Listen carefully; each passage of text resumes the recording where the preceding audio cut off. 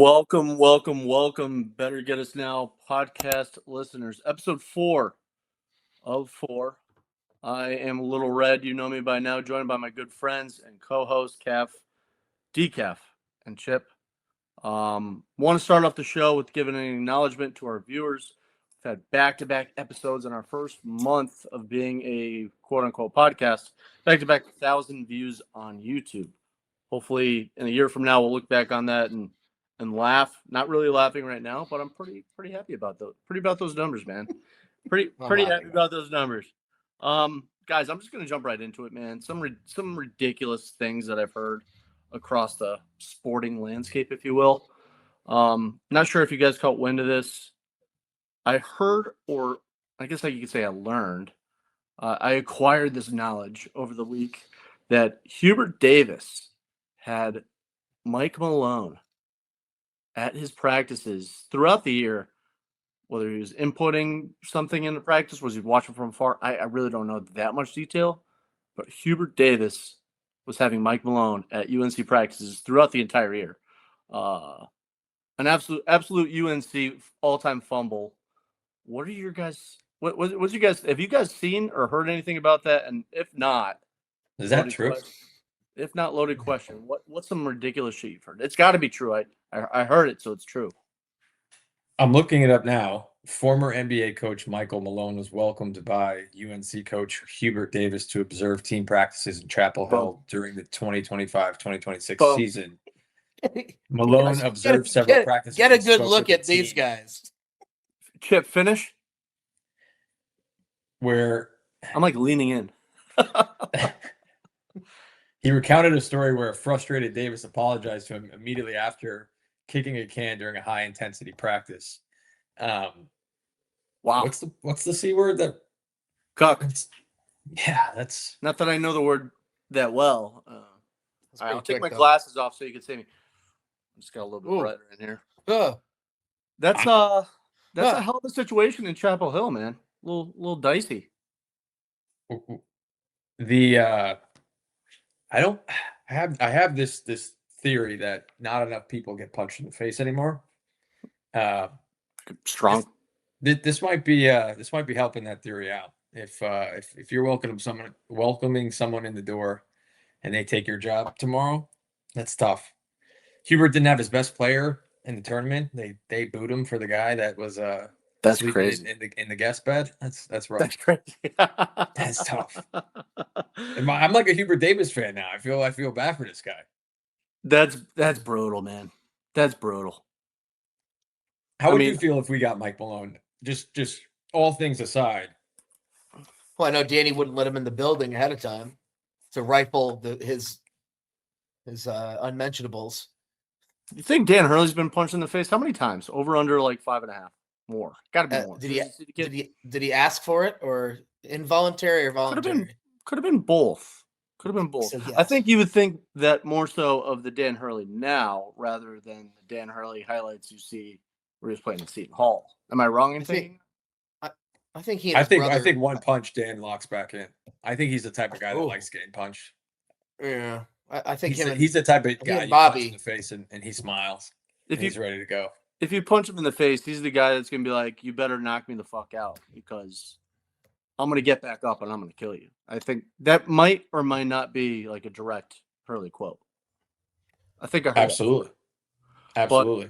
But to hard segue that into some more podcast-related news, the Father's Day episode is going to be our first live podcast. We announced that earlier today. Obviously, this is hitting the airwaves on Friday, so if you didn't know, now you know. First live podcast, boys. How are we feeling about that? Pumped up. Good. I'm also realizing that my light's not on, and I don't care. I'm going to throw this light on so all you people can see me right now. Look at this. My lighting. I'm glad I did. I'm glad I did that. It's a professional. It's a professional looking podcast. I'm thinking to myself, why did I buy it? I'm looking at it. I'm like, should I turn this thing on? I'm gonna turn this thing on. You're welcome. Kind of like that. I like that. Acknowledge the quiet part out loud. We want a professional looking podcast. Yeah, I mean, Now you can tell me how you feel about the Father's Day podcast. I mean, better now that I'm not hiding in a cave dwelling I'm pretty excited for it. I think, anytime I've interacted with those two, it's been great. It'll be great to get them together. What I will say is, Jimmy's did have to familiarize myself, a bit, especially with Enfield, which, the end Shout out. end of the world as far as we are concerned down here along the shoreline. But what I will say is that aerial shot of the pub, 270-degree parking, that rowdy softball team that I saw from 2024, clearly my people. So it certainly excited me to get there. Is that the softball team you play for in the summers? Who the fuck is giving you this knowledge, man? I do. Sorry, I do research. They beat my team. Jimmy's beat my team. Oh, You knew that. I don't know that dog. I did. You may have told me, but that I'm maybe again Freud would say I probably knew that. But okay, I was wondering. Okay, that's different because I was going to go in a different direction. But now that I know, because those videos I saw of you raking in softball, but it was like the ball never. You got all these home runs, but the ball never went over the fence because these guys play you. They don't know how to play you. But I assume that team knew how to play you. They watched your film. I hit bombs. Yes. No, right. I do. But you're fast. Is my point. But like, yeah. Mine usually go over. I get to trot. I'm versatile. I'm versatile. You got the thing. Oh, sorry. Last thing. I'm not done yet. What is a designer pizza? Jimmy's is your spot. You can just make your own pizza, man. What? The designer pizza. So it's not design your own pie. What are you talking about? A designer. Well, they have specialty pie and pizza, and I just saw designer pie. I thought you. Did you eat, Kev? Did you eat dinner? First of all, I'm excited for this Father's Day podcast. Second of all, I'm excited to learn about a new venue. Third, I was all up on that menu. And just because the menu gets me all excited, especially pizza, I want to see what Enfield has to offer by way of pizza. So I figured I would lean on the resident Jimmy expert to let me know how the designer pizzas were. I respect that. No, I haven't been drinking. No, I've been working. We wanted to know what you thought about the Father's Day podcast. It became a rant saying Enfield's the end of the world, where it's the start, literally quite the start of my world. We might have to mute you as we segue to Chip. Chip, can you tell us your thoughts?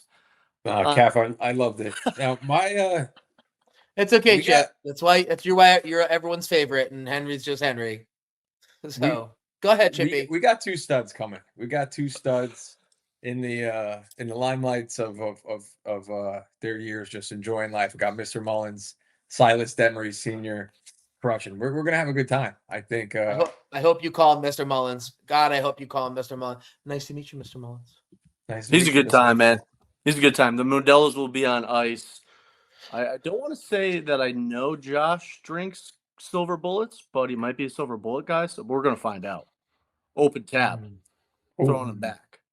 Another thing that's kind of come to fruition over the last few weeks, specifically this week, is UConn finalizing some of the dates in their strength of schedule. Their out of conference is stacked, the best we've ever seen in college basketball history.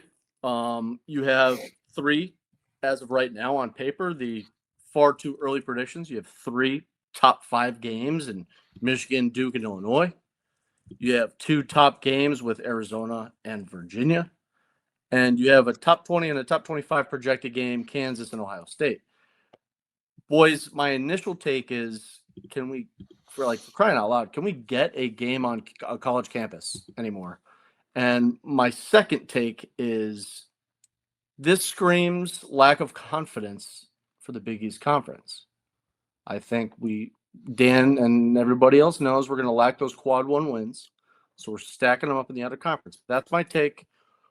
I'm going to throw it out to either one of you. What is your take when you see that schedule? Obviously, it's lights out, but dig a little bit deeper for me. Oh, no, Chip. I'm going to lay this one to you. I'll wait to lay on my rant in a little bit. Don't worry. Please, Chip, by all means. Yeah, I'm a big boxing fan. And growing up, we watched Floyd dodge, dip, duck everybody. And we're not fucking doing that. Is there an issue of, are they going to come to stores? Probably. We're going to have to moan a little bit to get them there. Hopefully Kansas, whatever. But I love it. I love it. I think for a long time, we've been fighting to get to the top, begging teams to playing all these, classics, and you play this team, you play that team. We won't play you. We'll only play you once every 4 years. I think Hurley set a precedent to say, fuck everybody, fuck everything. We're ready to go. A lot of the biggest brands, a lot of the biggest names.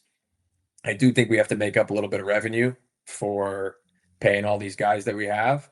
I don't think this. I see both sides of the take, but I love we're the heavyweight champs, or we're the number one. Come get us, and we'll go to you. You come to us, whatever it is. Vegas, Chicago. I don't. Illinois is tough. They're like the Washington Generals at this point. But I'm pumped up for next year. But I do want. I want a fucking rowdy, drunk, idiotic student fan base, and I think that those kids deserve one or two of these games there. So, all that to be said, I'm fired up, and I'm happy that we have the coach that said we'll play anybody anywhere. Love the Floyd reference, man. But absolutely spot on in my opinion. Absolutely spot on. Calf, what say you? Yeah, I think Chip, good points, right? We got a lot of the obvious there. We're certainly excited about it, and Hurley, we're not ducking anybody. I think personally, I just got off this roller coaster, and now I got to watch the Elite Eight, Final Four, and National Championship all over again. But I get to do it in November, which it's interesting feeling to have November anxiety in the spring. But I think the Kansas one, they better play us at Gamble, or I think Hurley needs to talk to them about getting some money back because we're not neutral siding that game. At least Arizona had the testicular fortitude to step up to the den. But I think Illinois, Chicago, I don't care. We've beaten them pretty badly of late, so I fully expect to win. But that one I'm not really thinking about. That important one is Michigan. I mean, we got to fortify stores north, and I think right now, Michigan's going to be better than they were. I just saw a report. Live $20 million. Baby, how about the $20 million investment into OpenAI, and they're going to get a cool $2 billion on the return. So I think that they're going to be a name that we're going to have to play for a long, long time. So we need to really stick it to them. But I don't think. Last thought is I don't think Hurley, to your point, would lead us to slaughter if he didn't think we were more than capable, especially before I go on that roster rant at some point. So, because I have questions. Highlight that investment that you mentioned just to tell the listeners. This is one of the most insane things I've ever heard in my life, and just go over it quickly with investment. I'm just giving the 38,000 foot. I didn't want to dive too far in, so you may have more details than I do. But I know about the 20. Obviously, the big article came out about an initial $20 million investment into the OpenAI company, and they are going to see quite the return on that. And I'm not sure about peeling back the layers of the onion too much, but Chip, if you've got some more to ice that cake, by all means. Just kind of pretty wild, caught my eye. Really, they already had money. So. Yeah, really simple. University of Michigan's endowment invested in OpenAI in a private placement, and it returned a $2 billion return. And $20 million is nothing, and a good portion of that's going to athletics. So better ramp it up. And we know $20 million is nothing, because isn't that what they paid the NCAA to go away for the blatant cheating scandal like nobody's ever seen before? Hurley also mentioned this week, if you're not coming to the table with $15 million I saw 14. No. So if you're oblivious to what these teams are spending in NIL all in, it starts. All right, it starts at 15. Is that him saying that that's what we're doing, or is that I think that's shot over the bow? I think good point. Just like something we don't know, like because I think he's calculated. I think we're taking on the side of like you need 15 to come to the table. Like Hurley, how have you sustained all success? How do you do it? Well, it starts with at least 15 million. We have to be spending more. You have. Well, I'm wondering about that Amazon deal with Duke too. I mean, I'm sure we're going to see something from that. College basketball is driving me fucking nuts, man. But this is what it is. I know, but don't turn it like. It's old people making decisions, and we know the NCAA is old, right? We know the NCAA is old, and they're trying to keep up with the times. That's why NIL is just the wild, wild west. But MLB, you got to have like 5 or 6 different subscriptions to watch a game. If you don't have Apple TV, you can't watch the fucking Yankees or Red Sox on a Friday night. Not that I can stomach watching the Red Sox right now. Anyway, I just think we're lacking the intimacy of the game. All the neutral site games, lack of games on campus, and NCAA has intimacy issues. They're old. Old men have intimacy issues. They do. Yeah. I have a lot of feelings on the NCAA. None of them are good. I mean, you could put the NCAA, FIFA, and ISIS in a room, and I wouldn't know which one to shoot first. The largest criminal organization out there. Can we bench one, cut one, and start one? I'll go. Yeah, bench ISIS, Mary fuck kill. Yeah, Mary fuck kill, ISIS, the NCAA, and Roger and FIFA. FIFA. Sorry, Roger catching straight. Poor Raj. Oh, sorry, Ed Cooley. I meant to say Ed Cooley. Sorry. Oh, Ned Cooley. Go ahead. Go ahead. Yeah. No. What's your take on the NCAA? Strong takes on the NCAA, and tell me what the fuck. Basically, spending a lot of time in the Midwest, I know a lot of guys who work there. It's every guy that couldn't get a job as a backup referee. It's every person that follows every rule, doesn't cross the street, doesn't do all these things. They play all this, we're holier than thou card. They hired Charlie Baker. He leaves Massachusetts, comes to the NCAA, and then completely becomes fucking Charlie Baker. Just a mute, just doesn't know what happens. All of a sudden, happens. Chuck Baker doesn't know us. He just pretends that he can't read, he can't write, he can't negotiate, he can't do anything. And they all know what it's for. I worked in private equity for a decade. Once private equity starts touching college basketball, it's a different game. It's a bunch of bullshit. And it's going to be, they're going to sell your 12th player for parts. We know what's going to happen. I do want to touch on the schedule really quick again. So we stay here and what we just went through. Michigan at TD, Ohio State, I think, is a home and home. Duke in Vegas. We're going to Tucson for Arizona. Illinois at the United Center. Kansas, Brigham to Stores, and then Virginia's coming up. You know where that game's going to wind up. But I think this is my personal take. I think Kansas has to be in Hartford. Well, the last time they were here, it was in Hartford. I think it needs to be in Hartford. I think the state has spent a lot of money. God, I hate the 2 headphones. You think Kansas really should be in Hartford, not Gamble? I do. Because you love Gamble like we love Gamble. I love Gamble. I'm not saying because back when we first met, I said I preferred Hartford over Gamble. Oh, I said that to you when we first met. I was like, I blacked it out until right now. I can confirm you did say that to me. I think they've spent so much renovating Hartford that we almost owe it to the state to have a Saturday game at like 4:00. The city's a buzz. Give the city some business because you got to give Hartford credit. When the big games are there, that place is rocking. Don't come a knocking. That Memphis game, right? Let's go back and check the progression of Hurley. That Memphis game was rocking. Book night with the breakaway dunk. Right? The Nova game, the RJ Cole charge. I stormed the court. I lost my mind. Like a guy who's 28 years old, 29 years old. I was storming the floor. What am I doing? I'm out there with like a bunch of students. I like to look around. I'm like, I gotta go home. What am I doing?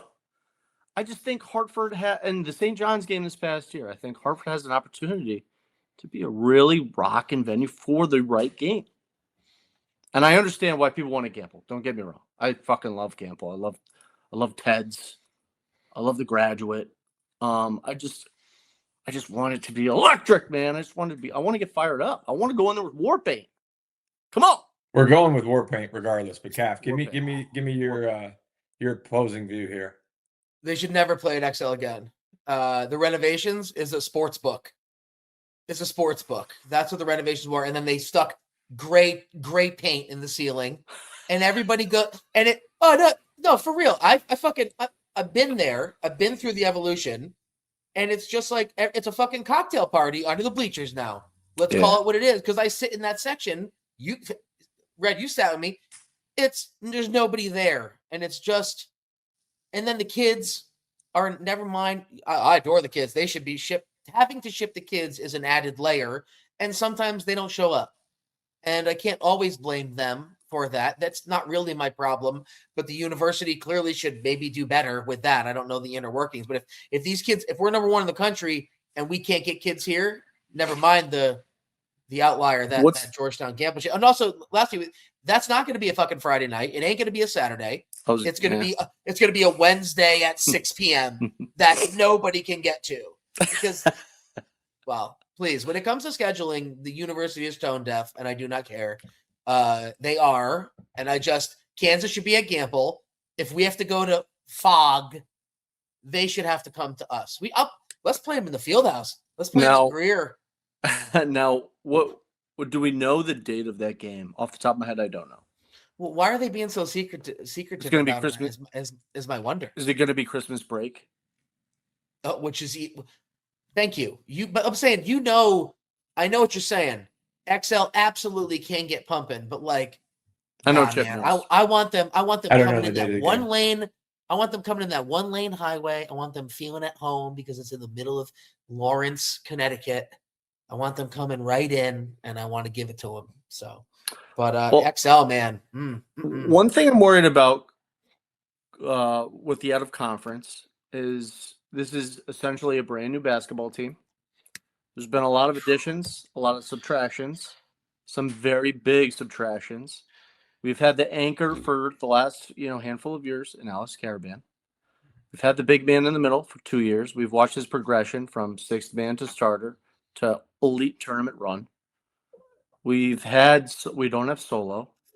We might have Coach Solo, a little bit different. Bringing in a bunch of new guys. Are there any concerns around the roster for you guys? Chip? Ton of concerns. I think when you bring back your point guard, the concerns are a little bit less. Silas is going to come in there as a general. You bring back your leading scorer expected for next year with Braylon. You bring back Jaden. There's concerns all over. If you look at the teams, there's really no team that's going to look the same next year outside of Illinois. Illinois would be about 80% the same. Their fans would be just as annoying. I do want to touch on Cap's point, though. When Kansas gets off that plane, I want them to feel lost. I don't want them to see a city. I don't want them to see buildings. I want them to feel like, where are we going? What's happening to us? And, you're not in Kansas anymore type drive. So I'm going to be honest, I take that personally, too. I want to be a part of the reason that they're fucking lost. Yeah. I want to be on the side of the highway. On the side of the highway, like that kid doing the rap in front of the sign. One of my not to go so far off topic. One of my crazy talents. I could just go cross-eyed. Just start rocking back and forth. Are you cross-eyeing right now?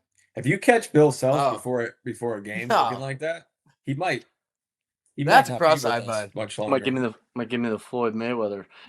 Cap, what are your concerns as far as the roster goes getting into this fucking crazy schedule? It makes my skin crawl as much as the schedule. We know what this podcast is by now, so no sugarcoating it. I think the glaring vacancies that left, and yes, we're not replacing anybody, but we need to replace these people. And so I think we've certainly gotten longer. That's something I bitched about, but I'm sick of talking about who we got. I want to know who else is coming. And I've been, last year we had 4 guys. We had 4 huge departures, 5 guys who didn't play a lick, and they're all gone.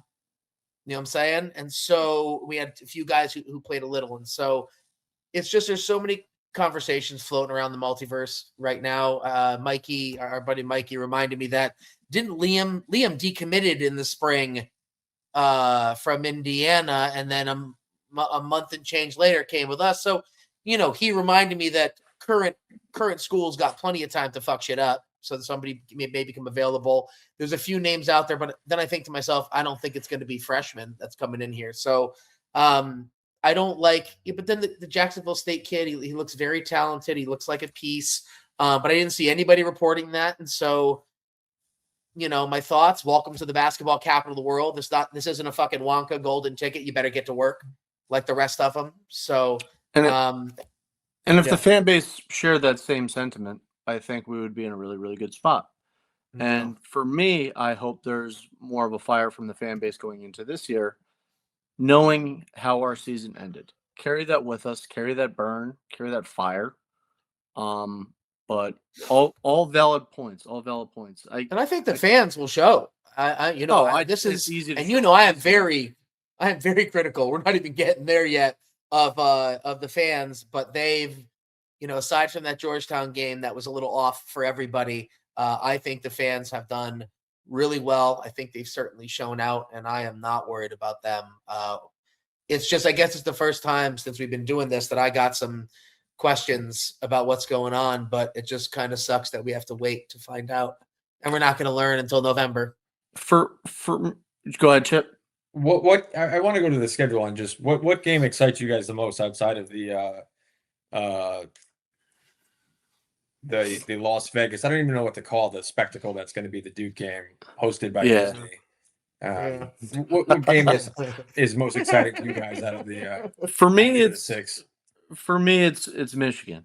I think that's just, if that's not number 1 or number 2, I really don't necessarily understand what you're looking at as a check your pulse. I love the thought of a revenge game. I'm just more worried about our roster comp. The schedule speaks for itself. I want the Big East to kind of step up to the table. Obviously, get the St. John's games and Big East play, but like the outer conference is so stacked, it kind of overshadows all that. Yeah, it's going to be a little bit of a flip. Well, the Big East should be making some moves too, and so my hope is that it's still a big brand. So hopefully, some of the schools are spending money. What's your one game? Not just us. What's your one game? I mean, from the beginning, it's got to be Michigan. It's got to be Stores North, because we have our hands tied with wrestling Stores South back from St. John now that they're here and they're not going anywhere. Okay. So that's going to be a thing. But no, I'm all board. I'm on board Michigan. I think, Ohio State, fine, whatever, Chicago, whatever I said before, Duke. I'm not worried about Duke anymore. Duke has to do a lot to us for me to worry about them, these days. So will we all be watching? Of course we will. That Michigan game, Henry, I'll ride across the bridges of Avalon. And you said something, and you said something earlier that I kind of want to touch on too. Is these games are in November, and early December, and UConn plays its worst basketball historically, January and February. Yeah. But to start out the season, I want to preface that I don't have any doubt in Dan Hurley's roster making capabilities. What the fuck do I know? I don't know anything any more than what anybody else knows. Just have to have a lot of faith in Dan Hurley. He's got all the pieces together. My thing is, it's such a brand new roster, and you're just throwing them into the fire. Welcome to UConn, baby. Buckle the fuck up.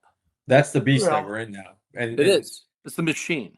Yeah, Michigan's the big game, but I do want to I want to tell everyone right now, this is a breaking announcement. We're going to do a live podcast in Boston. Nobody else on the podcast knows I just made that announcement. And I will be at Brico probably 3 hours before the game, and then someone else. I'm in Boston right now. Joke's on you. I'm here right now. Chip's the kind of guy that likes a good meal before the game. I'm the kind of guy that wants to get punched in the face. Okay. I've asked people to punch me in the face. I just want to black out with energy before the game. Okay, that's fine. If I'm on the red meter, I want to be a 5 of 5. There's enough guys in Boston. There's 6 left with accents. I don't think you should. Boston too. There's 2 construction workers live walking around. But the other game I want to mention there's 2 games on the schedule that are most interesting to me outside of the Michigan game, which is going to be electric. But Avelo Airlines, Bradley Airport, Tweed, wherever, hop over to Chicago and beat the shit out of Illinois. That's exciting for me. Have a quick little couple days in Chicago. You're the second one. Yeah. The second one is I don't know if you guys have been to Tucson, but place is rocking. Weather's beautiful. Women are gorgeous. My father just went to Tucson for 5 days. He met up with a high school friend of his, female friend of his. He hadn't seen in a long time. And 5 days in, he calls me and he's like, Peterson, I'm going to stay a couple more weeks. And about 3 weeks later, my father came home and he said, "You got to get out here. This place is great." And I've been out there. So If you're pierced, you got a tattoo. I feel like at Arizona, my dad's a unique individual. But we're just overlooking at Arizona is not we're overlooking. It's just like at the McHale Center is that's like that's a tough place to play. Game. It's like the 5th best game on our schedule. So I don't know if I should say fuck to Dan Hurley or thank you to Dan Hurley, but I'm fuck fired your up either pockets. way. Fuck your pockets. Thank you, Dan. Let's get to Arizona. Fucked. Everyone's pockets are just fine up there. It's you got to focus on the fact that they're going to be tested, and the only silver lining for my mental is that Danny's going to get some questions answered real quick. Yeah, and he's going to have to see how he's going to need to tweak it. But also, we got 3 spots left. If I look at that roster, I see some guys who are going to play. I see some guys who are going to play if we don't have anybody else. And so I hate the rumor mill, but I keep seeing everything about the kid Jinju coming over here, the 7'5" Chinese kid, and it looks like UConn, St. John, and Seton Hall. And the more I look at it, it seems to be maybe something. Strictly Big East prospect. Well, which is interesting, but yeah, a big question mark there. But I'll tell you what, if I had to dream, I watched some film on him, and you can't get a ton. His footwork is pretty good for a guy 7'5", and a girl can dream. But if you put that guy in there, I don't know that I care who the other 2 roster spots go to, because that changes so much. Yeah, I'm with you. I'm with you on that. It helps having some length from a guy that is over 7 feet, but also has great hands and great feet. Yeah, Kamania, Hines, and Gilte, we are getting longer. We're getting longer. Something I didn't know about Gilte is his shot blocking ability. I think when I see I see he's so patient. He's so patient. And some things I would use to describe like the current state of the roster was pace and versatility. I think there's a lot more positionless basketball on this roster than last year. I think it's a lot more athletic than it was last year, and that's saying something. A team that went to the finals, a Silas-led team at the point. Yep. I'm completely sold on. I trust Silas to do all the good things, facilitate, score when needed. Hell yeah. And Braylon to get a little bit more space without Solo on the floor. Not that that's a bad thing, but we're certainly going to Silas, or excuse me, Solo. But Chip, what are you feeling there? Yeah, I mean, last year it took a little bit of time to give Silas the keys. We knew it was his car. We knew it was his to drive, but I don't think Hurley told him that for probably about 6-7 weeks. So this year it's a little bit different. It seems like there's more defined roles in the backcourt. It seems like we know who's going to kind of be the 2 horses leading the cart.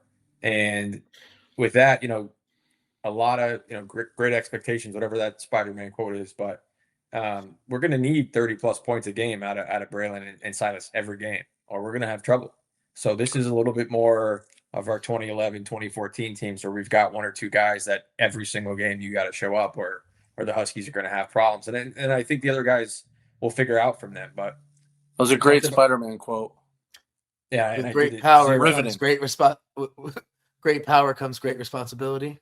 There you go. Yeah. Okay. So and we're gonna real quick. I mean, next year, we have these 2 guys, but Duke is top 2, Michigan's 3, Illinois 4. These stupid preseason polls. Arizona's 10, Virginia's 11. So we've got 5 or 6 of the top 11 teams that we're going to play before New Year's. So going to be a lot of drinking. Going to be a lot of hopefully not too much anger. But out of those 6-7 games, we go 5-2 or 5-1. I don't know how many insane out of conference games we have. But I mean, this could be a higher seeded UConn team than we've seen. All things considered, I think you just survive those games. Survive. I mean, the rankings, though. I mean, they're ranking these teams. I don't give a shit about the rankings right now. But to Chip's point, like they're also ranking us. And if I've got all these questions, I got questions about those, but I'm just wondering Chip's point, where's the scoring coming from? Because yes, Solo's off the pitch, and I'm hoping Silas becomes that dog who can give us points, right? We know he can score, but he's a facilitator too, and that's so important that he plays those two ways. And we know what Braylon offers: unlimited range, 24/7. Let's get it cooking. But like you just said, more space for him to get open, but somebody else is going to have to be a threat. You know what? I kind of went back and looked at some tape of some Seton Hall games. Granted, it was very, very quick. Back-to-back double-doubles for Hines, Georgetown, and then he did it on Terrace on senior night. Forgot how impressive he was on that senior night at Gamble. And somehow he's kind of forgotten. 6'11", he's going to bang. He's a little raw. It's going to take some time to turn him into what Hurley wants him to be. But that's that dirty work stuff, though, man.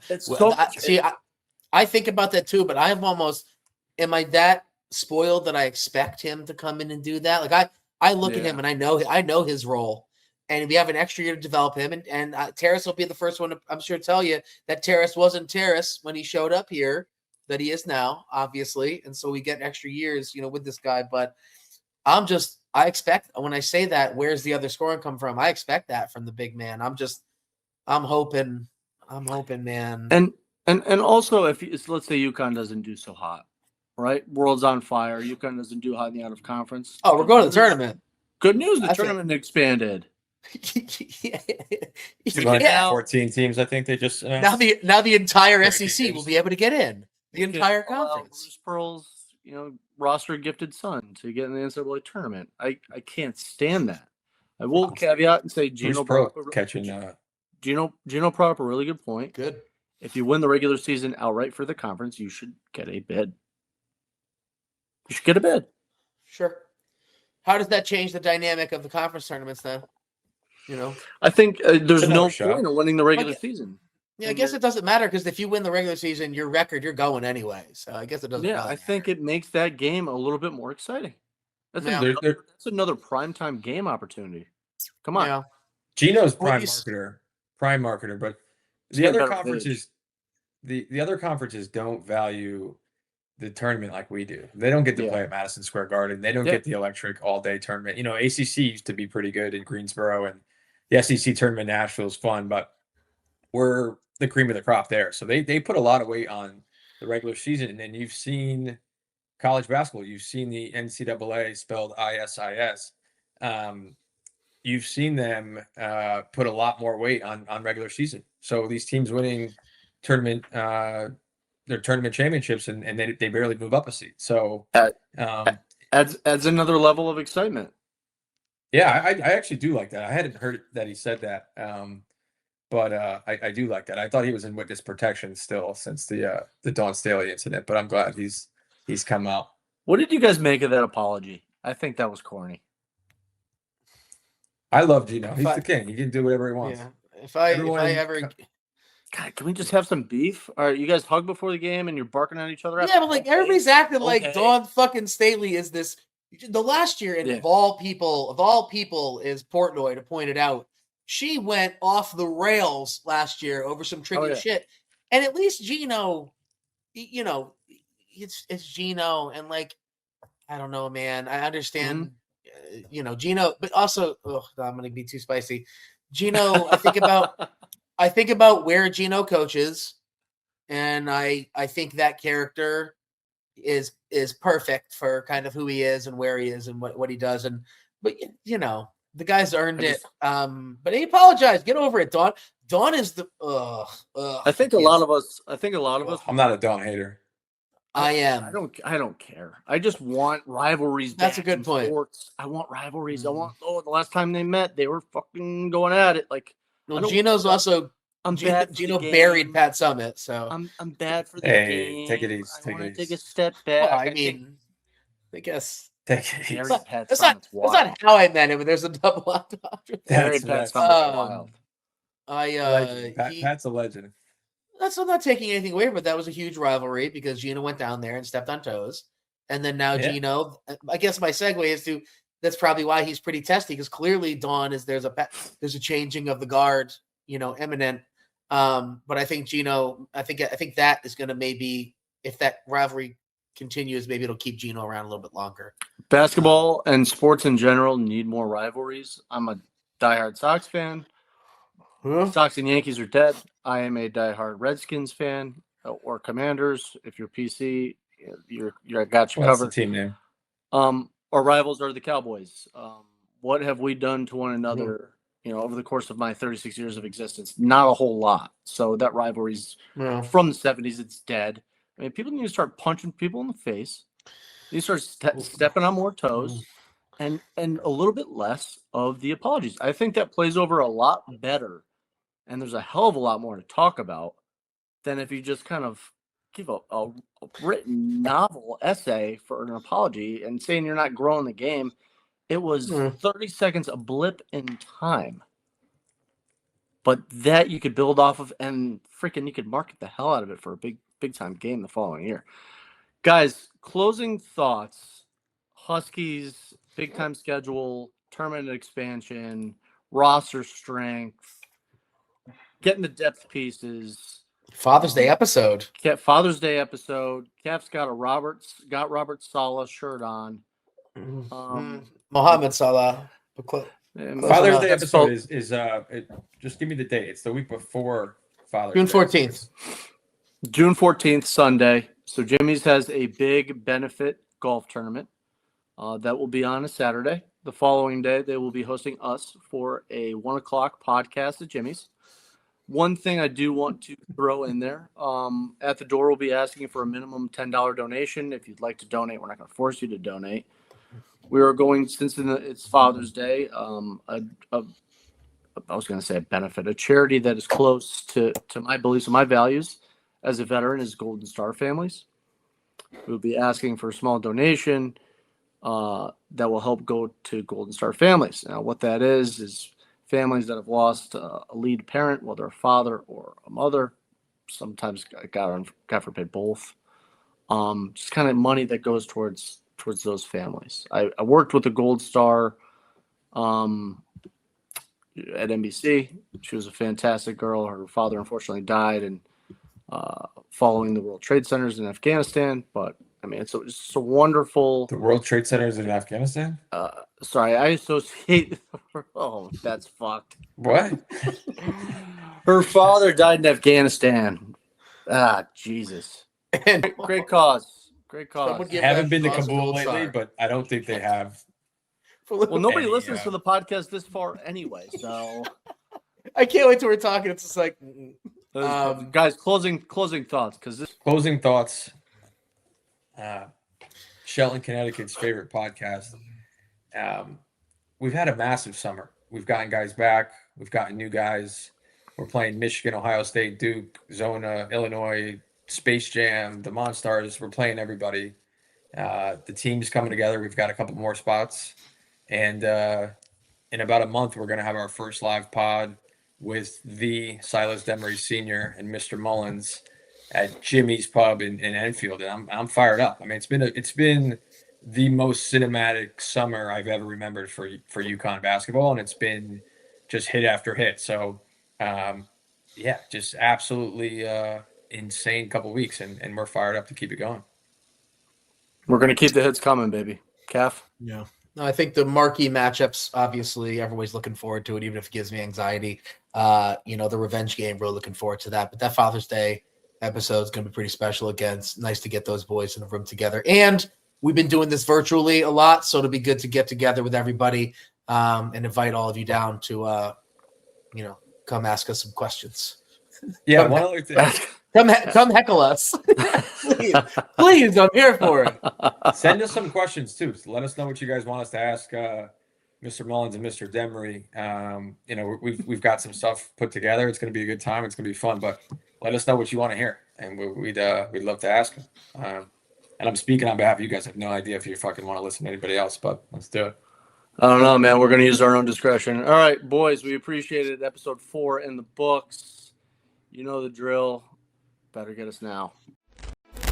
No, people better get us now. That's all. You better get us now. You better get us now. Because it's coming.